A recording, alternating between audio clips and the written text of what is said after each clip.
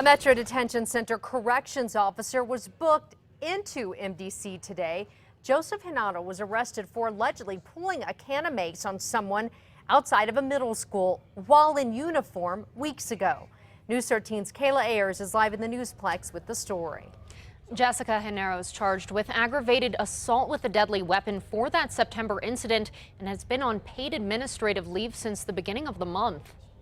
For nearly 7 years, Joseph Hinaro has worked as a corrections officer at the Metro Detention Center. Earlier today, though, the 55-year-old was booked into MDC.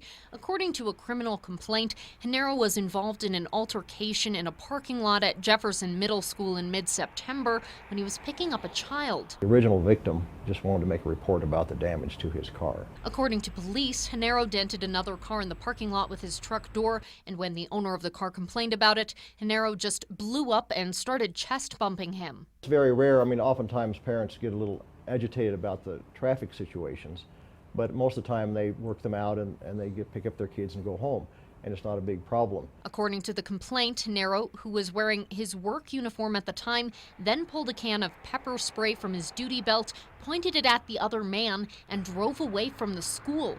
It took weeks to track Hinaro down, according to the complaint, because he had temporary tags on his truck. We identified him later when he came back in that same vehicle. Now Hinaro faces both a criminal investigation and an investigation at work. MDC officials declined to comment, saying they're waiting for both investigations to wrap up. Back to you. Okay, Kayla, Hinado's bond is set at $2,500. His attorney did not respond to our request for a comment.